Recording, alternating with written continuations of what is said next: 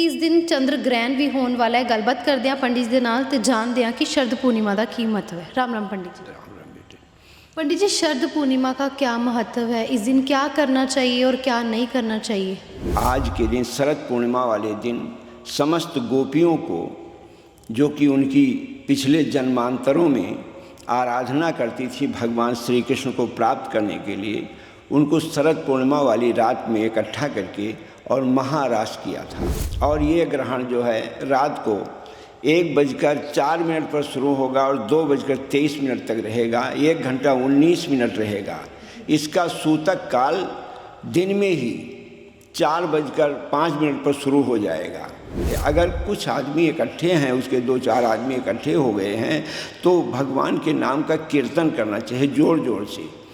सारी रात नृत्य गीत आदि का आचरण करता हुआ सारी रात व्यतीत करना चाहिए। सोना नहीं चाहिए। किसी को भगवान बुलाने नहीं गए, केवल बंसरी बजाया निधि वन में आधी रात को, और जो जिस अवस्था में थी गोपियाँ वो उसी अवस्था में चल पड़ी। वहाँ से सब अपना अपना घर छोड़ करके चली आई। जन्म जन्म का साथ तो आपका है। आपसे जब से मैं बिछुड़ गई तब से कभी भी शांति हमें नहीं मिली। इसलिए हे नाथ, सचमुच असली पति तो आप हो।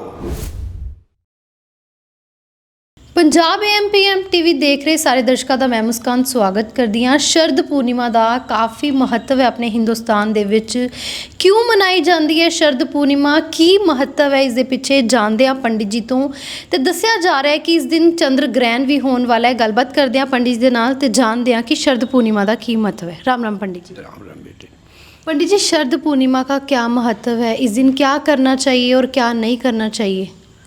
शरद पूर्णिमा के दिन सबसे पहले भगवान श्री कृष्ण को नमस्कार करते हुए श्री कृष्णम वंदे जगत गुरु, भगवान श्री कृष्ण ने आज के दिन शरद पूर्णिमा वाले दिन समस्त गोपियों को, जो कि उनकी पिछले जन्मांतरों में आराधना करती थी भगवान श्री कृष्ण को प्राप्त करने के लिए, उनको शरद पूर्णिमा वाली रात में इकट्ठा करके और महारास किया था। महारास का मतलब केवल अपने आप में मिलाना होता है। कृष्ण का, भगवान का रूप उनको प्रदान किया अपने भक्तों को। उसी दिन से शरद पूर्णिमा यहाँ अमर हो गई। सारी दुनिया उसे मनाने लगी। भगवान धन्वंतर ने औषधियों से भरा हुआ सोने का कलश लेकर के समुद्र से प्रकट हुए थे और समस्त देवताओं को ये अमृत का कलश जो है औषधियों से भरा हुआ प्रदान किया था। सबको निरोगी काया देने के लिए भगवान धन्वंतर ने अमृत रूपी औषधियों का भंडार प्रस्तुत किया था। उसी दिन से यह शरद पूर्णिमा मनाई जाने लगी। और शरद पूर्णिमा इस साल 2023 में जो आ रही है, इसमें चंद्र ग्रहण लगने वाला है जी। और ये ग्रहण जो है रात को 1:04 पर शुरू होगा और 2:23 तक रहेगा। 1 घंटा 19 मिनट रहेगा।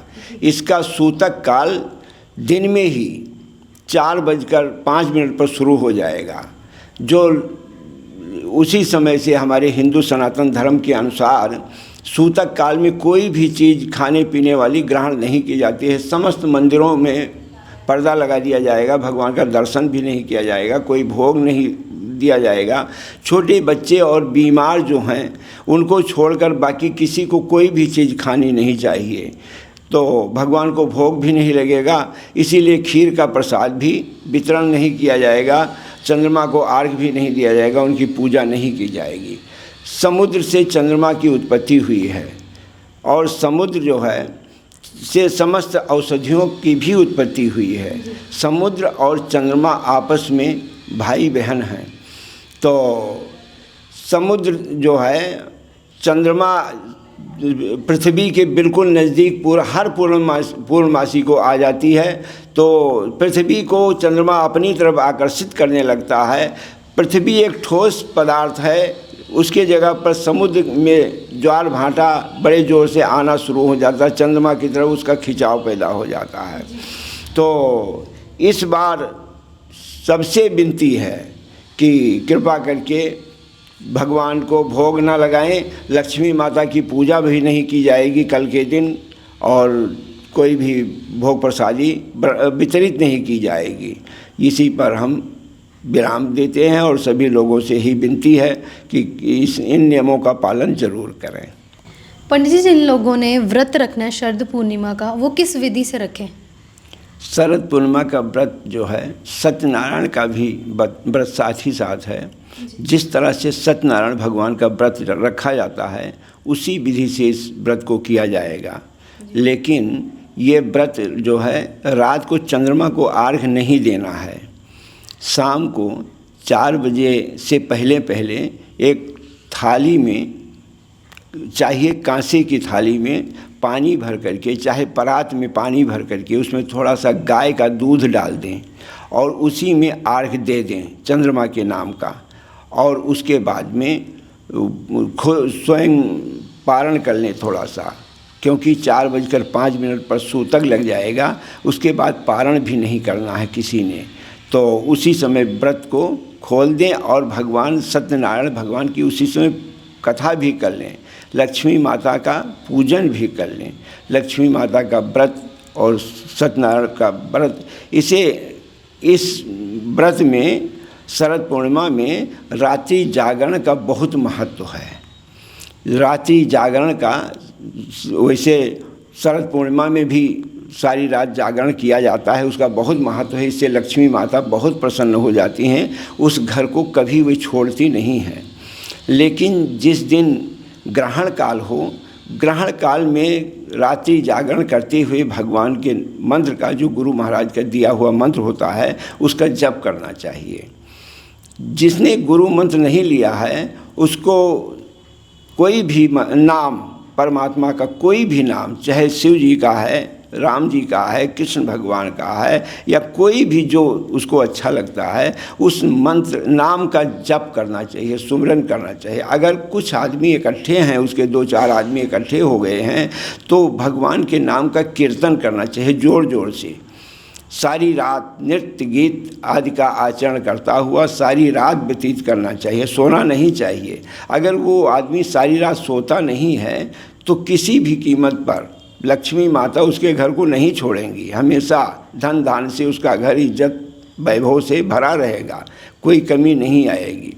और शरद पूर्णिमा जो है ये वैसे ही बहुत महत्वपूर्ण है। कृष्ण भगवान ने आपसे बताया कि गोपियों को इकट्ठा करके और उन्होंने इस रात में रास लीला किया था। और रास लीला का मतलब केवल यही होता है कि जो योगी जन हैं, संत जन हैं और भगवान के भक्त जन हैं, उन्होंने जन्मांतर में बहुत जन्मों तक तपस्या किया है परमात्मा को प्राप्त करने के लिए। तो भगवान ने रास लीला जो किया, रास लीला इसीलिए किया उनको अपने में मिलाने के लिए, है नहीं, उनको सबको अपने में मिलाने के लिए परमात्मा ने रास लीला किया, महारास किया। और उस समय गोपियाँ जो हैं, जो जिस भी, किसी को भगवान बुलाने नहीं गए, केवल बंसरी बजाया निधि वन में आधी रात को, और जो जिस अवस्था में थीं गोपियाँ वो उसी अवस्था में चल पड़ी। वहाँ से सब अपना अपना घर छोड़ करके चली आई। भगवान के पास जब वे पहुँची तो भगवान ने कहा अनमने मन से कि अरे बेवकूफ़ो, कहाँ आ गई? तुमको तो मैंने बुलाया भी नहीं था, तुम इतना बेशरम हो? अपने अपने पतियों को छोड़कर, अपने बच्चों को छोड़कर, अपना गृहस्थ छोड़ करके तुम यहाँ क्या लेने चली आई? जाओ जाओ, भागो भागो, यहाँ से चली जाओ, कोई ज़रूरत नहीं है, हमने बुलाया नहीं है। तो गोपियाँ जो हैं रोने लगी, कहने लगी नाथ, इस तन की रिश्तेदारी तो उनसे है, बच्चों से है, पति से है, परिवार से है, लेकिन जो आत्मा है तो आत्मा की रिश्तेदारी तो आत्मा राम से है। आप तो साक्षात परमात्मा हो प्रभु, जन्म जन्म का साथ तो आपका है। आपसे जब से मैं बिछुड़ गई तब से कभी भी शांति हमें नहीं मिली। इसलिए हे नाथ, सचमुच असली पति तो आप हो। परमात्मा से जब कोई मिलता है, कोई पहुंचता है, तो परमात्मा उनसे उनकी परीक्षा ज़रूर लेते हैं। जब गोपियों को देख लिया भगवान श्री मधुसूदन ने, भगवान नारायण ने, कि ये किसी भी कीमत पर हिलने वाली नहीं है, किसी भी कीमत पर जाने वाली नहीं है, तो जितनी गोपियाँ थीं उतने कृष्ण भगवान ने उतने रूप बना लिया। हर एक गोपी ने यही देखा कि भगवान केवल मेरे साथ हैं, किसी को दूसरे की तरफ देखने का टाइम नहीं था। वो केवल अपने सामने कृष्ण को देखती थी। इस तरह हजारों गोपियों के बीच में हजारों कृष्ण उपस्थित हो गए। और वो महारास जब शुरू हुई तो ये चंद्रमा की पूर्णमासी की रात, शरद पूर्णिमा की 6 महीने की रात हो गई। 6 महीने तक परमात्मा की ऐसी कृपा हुई कि 6 महीने तक चंद्रमा अपने स्थान पर खड़ा रह गया और वो भी नृत्य देखता रहा। भगवान भोलेनाथ कैलाश पर्वत को छोड़ करके दौड़ पड़े वो महारास देखने के लिए। वहाँ जब पहुँचे तो गोपियों ने गेट पर चौकीदारी कुछ गोपियाँ करती थी, उसमें स्त्रियों के अलावा पुरुषों की एंट्री नहीं थी बिल्कुल भी। भगवान बाघंबरधारी भोलेनाथ सीधा दौड़ते हुए जा रहे थे।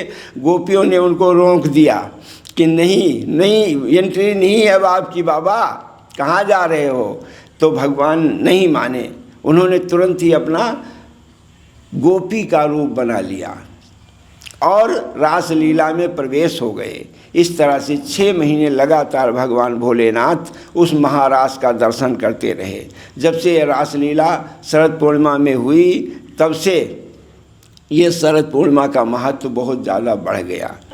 ਗੱਲਬਾਤ ਕਰੀਏ ਪੰਡਿਤ ਜੀ ਨਾਲ। ਇਹਨਾਂ ਵੱਲੋਂ ਸ਼ਰਦ ਪੂਰਨਿਮਾ ਦਾ ਮਹੱਤਵ ਤੇ ਕਿਸ ਵਿਧੀ ਵਿਧਾਨ ਦੇ ਨਾਲ ਇਸ ਵਰਤ ਨੂੰ ਕਰਨਾ, ਇਸ ਬਾਰੇ ਜਾਣਕਾਰੀ ਦਿੱਤੀ ਗਈ ਹੈ। ਵਧੇਰੀ ਜਾਣਕਾਰੀ ਦੇ ਲਈ ਜੁੜੇ ਰਹੋ ਪੰਜਾਬ AMPM TV ਦੇ ਨਾਲ। ਧੰਨਵਾਦ।